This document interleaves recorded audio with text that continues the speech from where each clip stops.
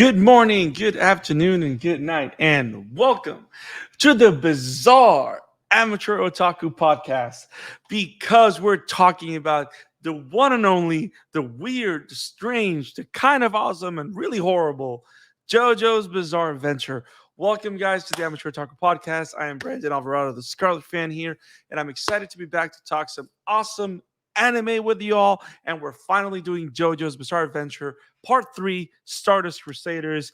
Apparently, it is supposed to be one of the most beloved and I don't know, favorite of all the JoJo parts that have come out. It's had multiple adaptations. We are covering the most popular main adaptation, the one on Netflix, which is the one that spans almost 48 episodes, with great animation by the studios taking care of it.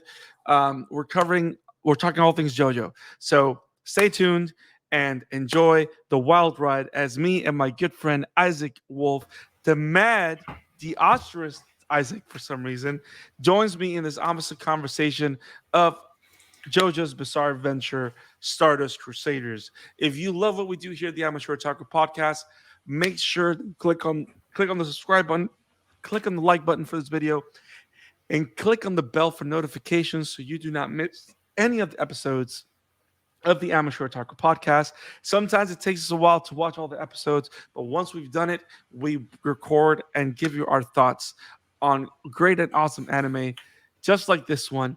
Even though this is a very this is a very bizarre. I think you're already hearing Isaac pleading for dear life.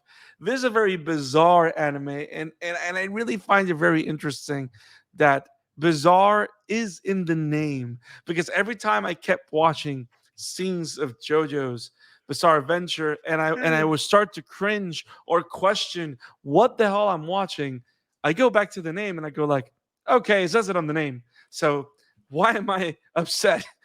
It kind of calms me down as opposed to hit my head in the ground like Dora did in the other chapter. But if you love what we do in the Amateur Talker podcast, click on the bell for notifications, subscribe. Make sure you don't miss any of the episodes and any of the uploads that we do every week. We cover My Hero Academia manga, My Hero Academia Vigilante, Doran, Attack on Titan, the final season, and many other animes every single week. Make sure you stay tuned so you do not miss any of the coverage and any of the episodes. And we're also on Spotify, Google Podcasts, Apple Podcasts. If you prefer to follow us in our podcast form and format, um, as if you love what we do here at the Amateur Taku, always join us in the comment sections. Let us know what you want us to cover. We want to cover what you guys want us to cover, and also want to hear your thoughts about what we cover every single week at the Amateur Otaku. But I'm done with housekeeping. It took me a while. It's been a while since we've done it. But again, Isaac wants to get this over with. But I think there's a lot to discuss, whether good, whether bad. And now it's time to talk about the bizarre. Part 3, Stardust Crusaders, JoJo's Bizarre Adventure.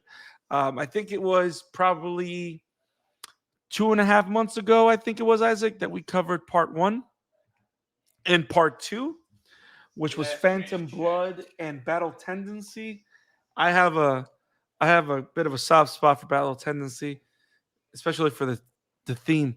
I'm big into openings, and the opening for Battle Tendency is awesome. But yeah, let's talk JoJo's Bizarre Adventure. Isaac, you finished it It's way before. Way it's before. way longer than you thought. We published that on in October. Oh wow, it's been that long. Yep.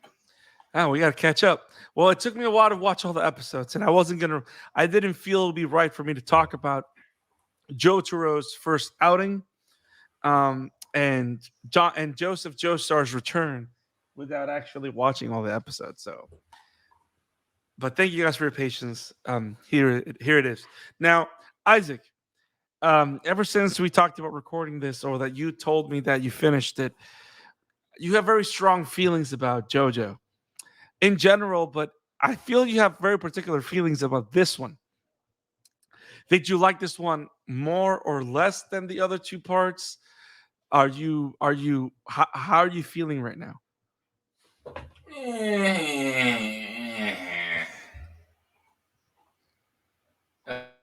Wrong. Wrong? You feel wrong. Okay, now I was pers- uh, um, putting on the camera for a second, which was wrong, but I oh, digress. Uh, it's Yo-Yo. come on, give me something. You gotta have a conversation about this. It's this. It's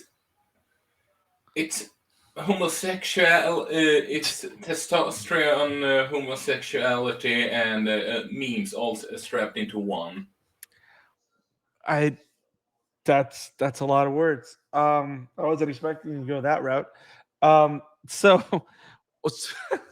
Dude, there is a reason why there is so much so much um, jokes about it's have some homosexual undertones. There is there is a reason for it. well,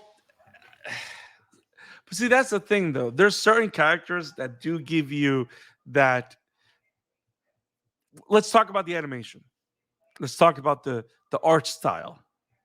Yes, the art style gives you a lot of hyper masculine testosterone driven undertones, especially if we're talking about characters like Vanilla Ice, Dio, um what other characters, um Whole Horse.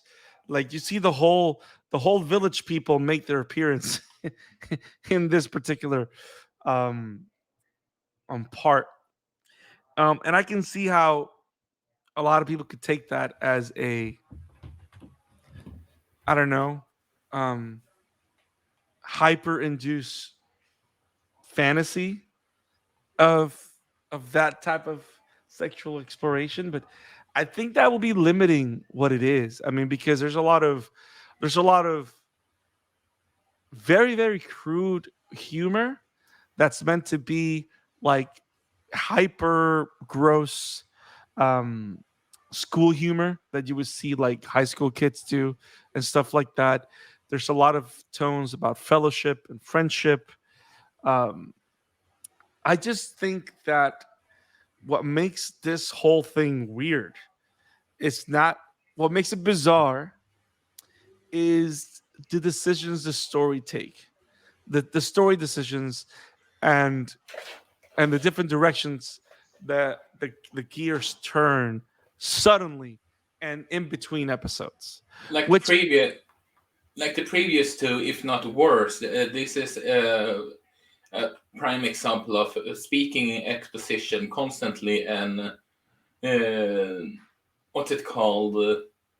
Uh, Plot armor, plot convenience up the ass. yes, yes, and that's and you're right. Like there's this is plot armor and plot convenience. The show. That's what this is. That's what JoJo's Bizarre Adventure is from start to finish. But at the same Oh time, my god! I'm going. I'm becoming the new Speedwagon. um, yes, yes. Like it's funny that you say that because we used to give Speedwagon like that title, right? Like he was the one that would make a show about everything, and like Joseph's Joestar is Speedwagon in this part. Yeah, although Joseph can handle a fight much better than Yes, Speedwagon, though. yes. But then I again, give him that. Hermit Purple can do so much. It can certainly be Spider-Man then. Yes, especially towards the end, that was actually pretty fun. What him and Hierophant Green's Fakakuin did. Um, but yes, we know that JoJo is plot convenience, plot armor, the show. But at the same time, there's a lot of interesting things that occur that I think are pretty brilliant. And it's like this. So yes, this is not rocket science. It's not the most profound show, but you cannot argue the creativity that drives it. Like No, no, no, no, no. Don't get me wrong. The creativity in the stands are pretty. I give the mangaka credit for it. It's just the whole plot convenience and obvious Well, it's not even plot that. armor that it's just. No, and I'm not Uh, saying, that you're kicking the creativity. I'm not saying that. I'm not saying that you're against it either, because you have not said a thing. You're just pretty much airing out your grievances. But the creativity, I like the fact that because of the title, because of the things that are a what's the word I'm looking for? Um, what do you call it when something is part of a show? Like it's in the genetic of the show. Um, it it makes you buy the fact that there isn't any specific rules in it because well, title is not even that. Not even foreshadowing that. it. Not even that. It's not that there's no rules. Is that the rules are clear though, and the rules are anything goes. Because you got to think about it. There are some rules, right? Like there's certain rules underneath it. Like so like at the beginning, you had the whole thing about the simple rivalry of two kids, right? And then it evolves into the rivalry that gets to the point of murder, that then evolves into the supernatural, which nobody expected, right? Apart from the word bizarre. Then it becomes Hamon against vampires, being able to harness the power or energy of the sun or whatever you call it to be able to fight vampires. Then it became training into Hamon to feign this immortal creatures that created the stone mass. And then now the new rule is hormone no longer works, or hormones no longer needed. So we have to create a new kind of battle system. And I like how from the beginning we get the rules set out. Like this is what's going to look like. There's no more vampires, there's no more hormone. It's just regular dudes that have access to these supernatural Pokemon, right? That apparently are part of the tarot cards or whatever. And Which makes the fights certainly stand still. oh my god.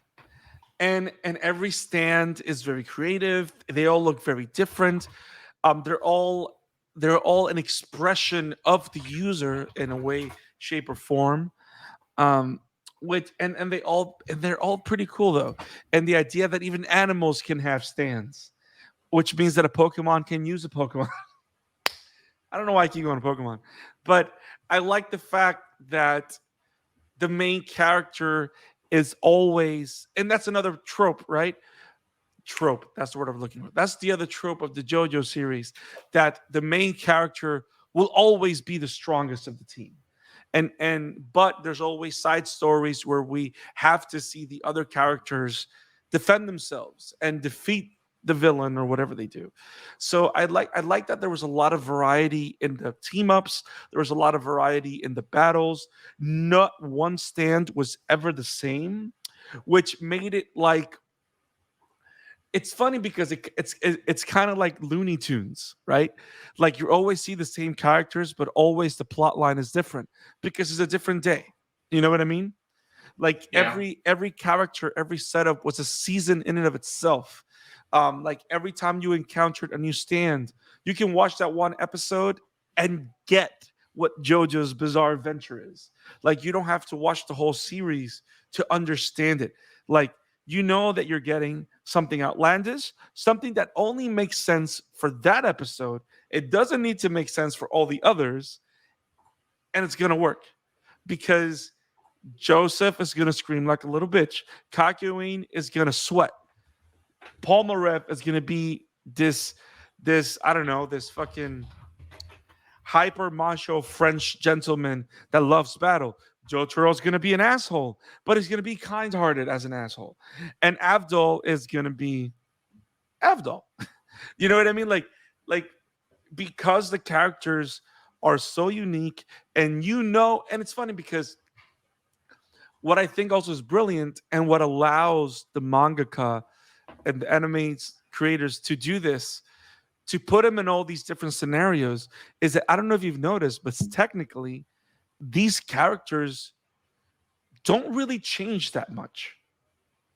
Like you do see character developments between by from Polnareff. You see a little bit of development with Jotaro because he opens up towards the brotherhood that forms in the journey.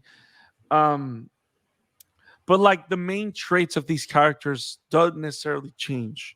So you change everything around them, and you kind of expect, you always expect these characters to do a certain thing. You know what I mean? Yeah. It's not like you're expecting the characters to do something different. You always expect the characters to do a certain thing, which makes it easier for you to keep changing the circumstance that surrounds them and getting them into these crazy situations. And of course, a lot of the situations they play for hilarity and obnoxious.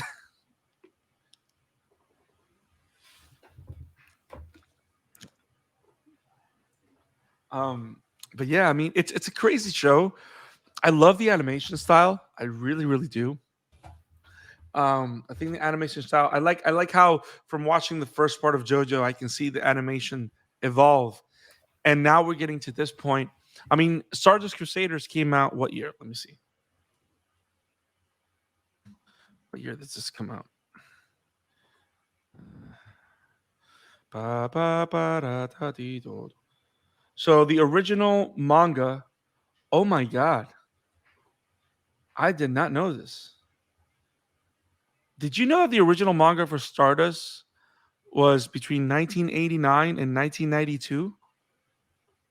Could see that being the case, considering the technology that is in JoJo. Yeah, but that's funny. I didn't know that this was that old. I did not know that this was this old. Yes, when Yo, the I was first. four, bro. I was 4 years old when Stardust Crusaders came to an end. Guess how old the first anime adaptation of Stardust is. The first anime adaptation is from 1993. Yeah, So the one that we watched, which is the one on Netflix, is for 2014, it's 2015. it's a bit different in the art style, as you can see.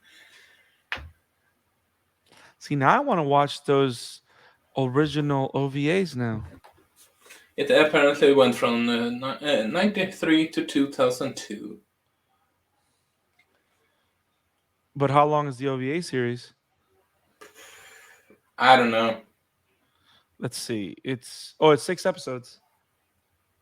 It's only 6 episodes, but it went on for 9 years. 7 episodes. Oh no, because you got two different ones. So you have the original video animation that was 6 episodes, and that went through 2 years from 1993 to 1994. Then you have a second video animation, which was from the year 2000 to the year 2002, which was 7 episodes. And then you have those are the original, those are the OVAs. And then you have the one that we watched, which is 2014, 2015, which is the animated series.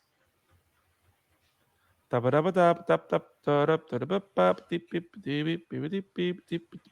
like that Oh, opening? because We here's so know. so so here's what happens. So the original JoJo's Bizarre Adventure, like the original Phantom Blood arc, that's older than me. That's from 1987. I did not know this was that old. So so what happened was that the whole JoJo anime got rebooted in 2012. So in 2012, that's where part one, Phantom Blood, came out. Then came Battle Tendency after that. And then came so what we're seeing is the modern take on JoJo's Bizarre Adventure, which is the one that's going on, and they did Diamonds Unbreakable, and then they did Golden Wind, and right now they're doing Stone Ocean, which is still what, part 6, I think it is. Yeah. I mean, they got to be really stoned at this point. Oh my god. I have no limits. It is, but this is so amazing. I did not know that JoJo has been going for this long. I mean, like I said again, considering the technology that is going on in the form the first first parts is not that surprising if you really think about it. Yep. Yeah. You're right. You're totally right. You're totally right. But now I understand why the technology is the way it is because it takes place during that time. I didn't see. Now I feel like a dumbass for not checking these things first. Now I want to watch. Now I want to read the manga more.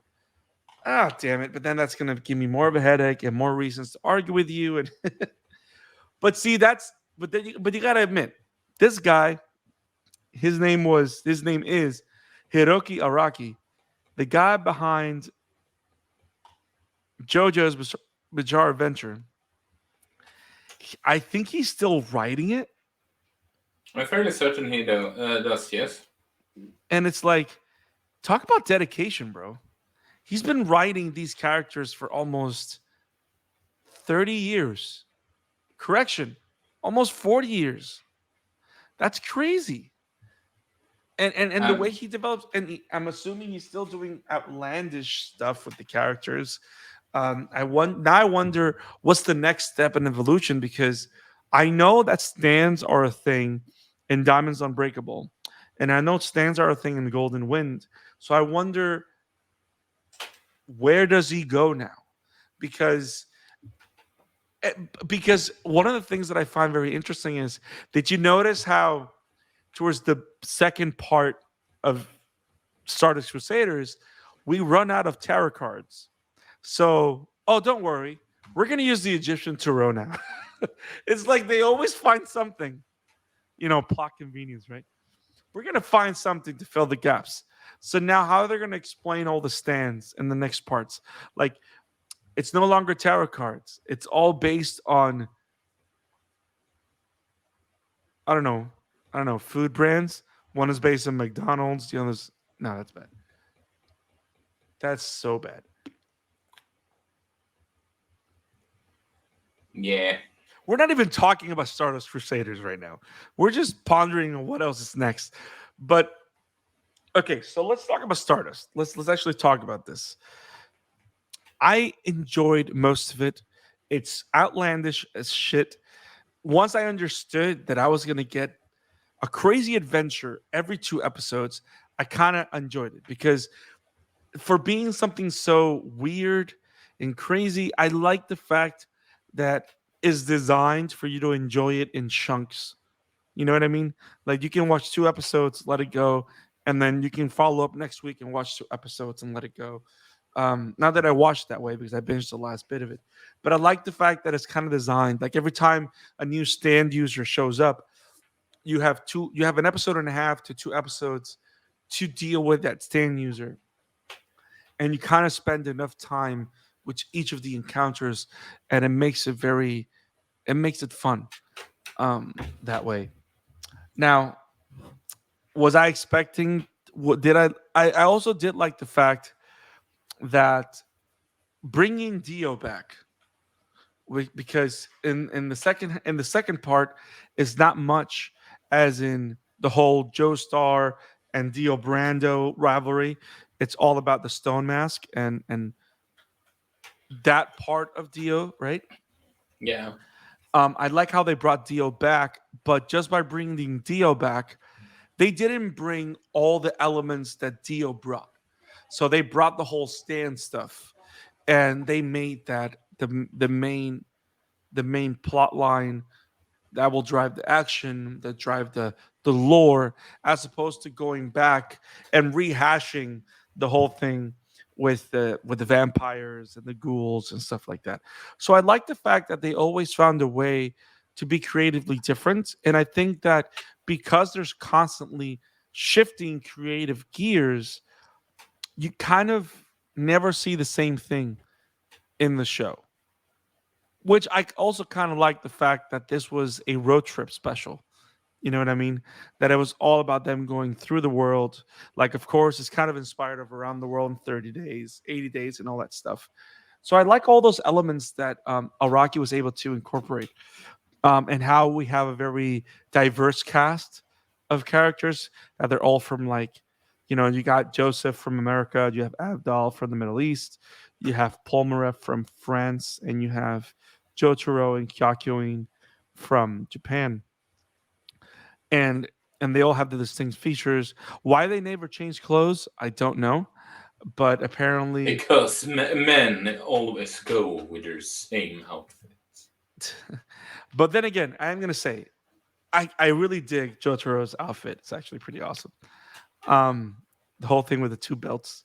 Why two belts? I don't know, but I dig it. Um, Now, can we talk about Iggy?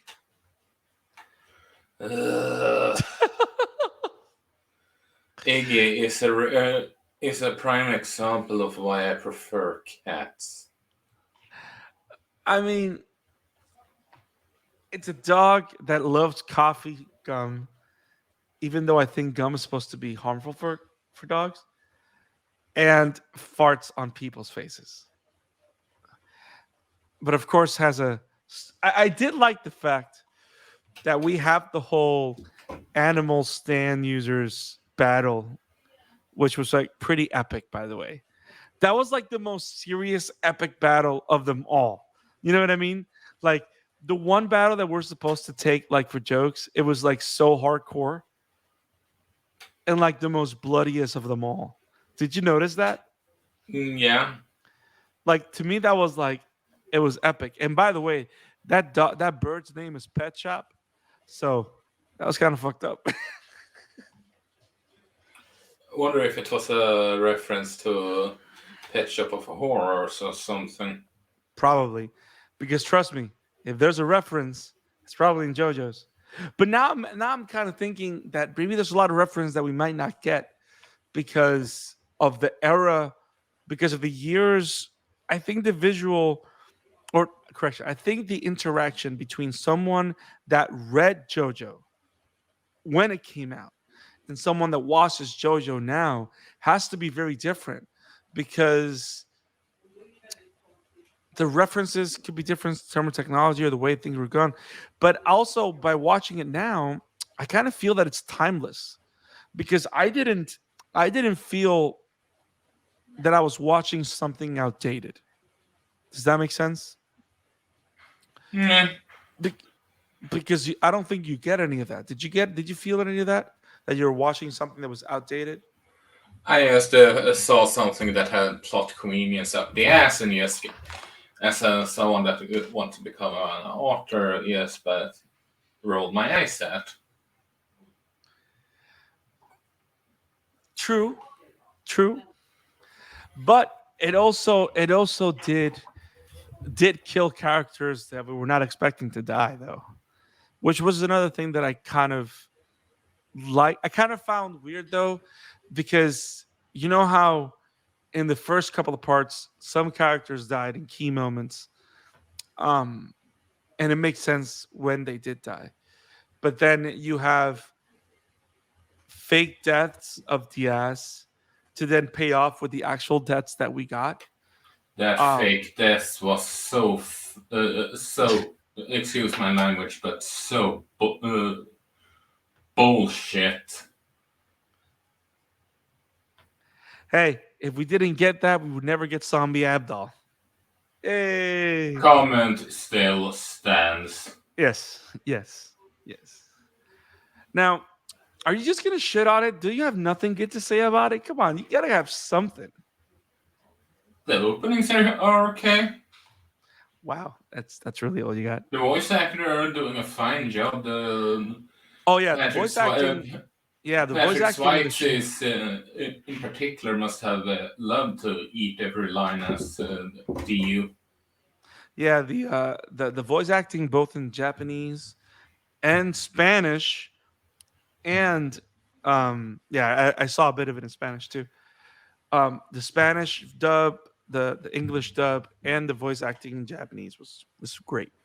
I mean, this is not one of those shows that like that was done like without care. Like even though it's a great outlandish show with great outlandish scenes and sequences and storylines, it's still a show that you can tell that people gave their all in making. Would you agree on that?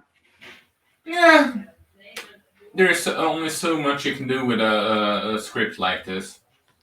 Well, it looked great. The action was great. The direction was flawless. I mean, I get what you I mean. Like, I I, I counted. Okay, I can give it a fact that the animation was good. It looked a bit questionable at times, I will say, but it wasn't exactly oh my fucking god, are they serious type of low budget, but there were times it was a bit off.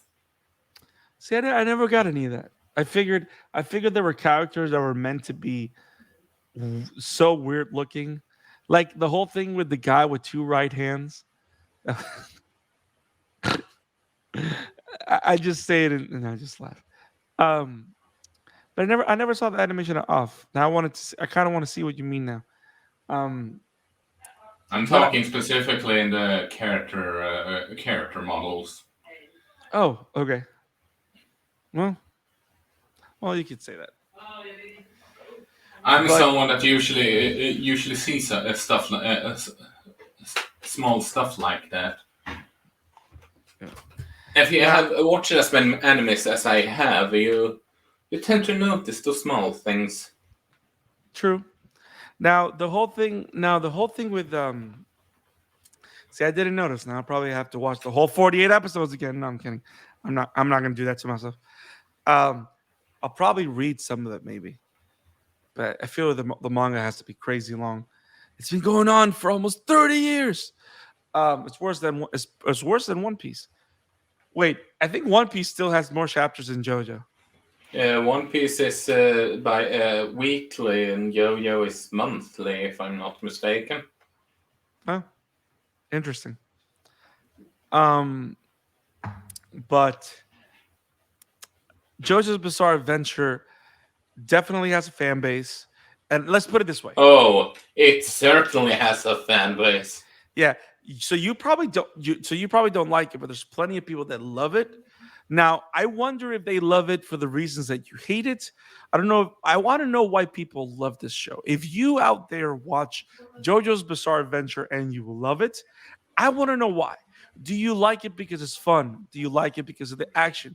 Do you like it because of the characters? Or do you simply like it because it's bizarre? But I would A like lot to of know the fan base love it because of memes.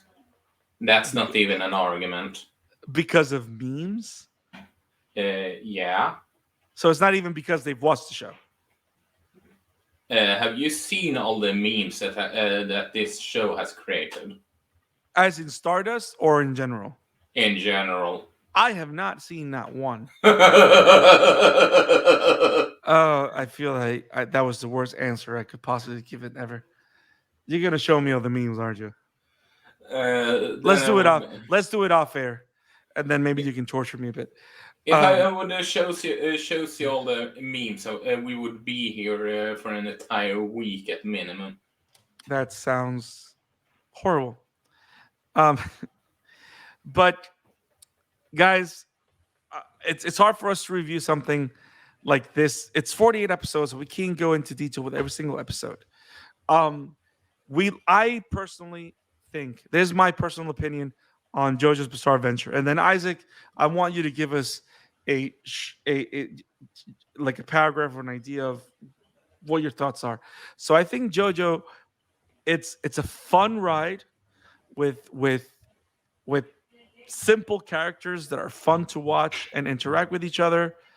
Um, you get something every single episode that you watch.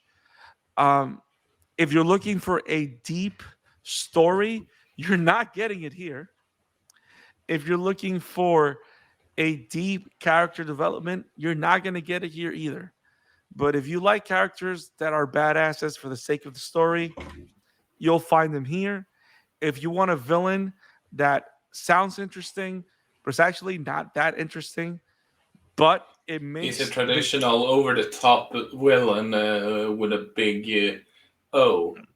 yes, but yes, but if you want to see the hero kick his ass at the end, for no apparent reason except for the fact that the plot requires him to kick his ass. This is a show to watch. Um, but it was a great ride, and I can't wait to cover more JoJo's. If for me to say that I got something deep out of this show, it's a lie. But I had fun watching it. But but I think it is safe to say that JoJo's not for everybody. Like you got to have a mindset.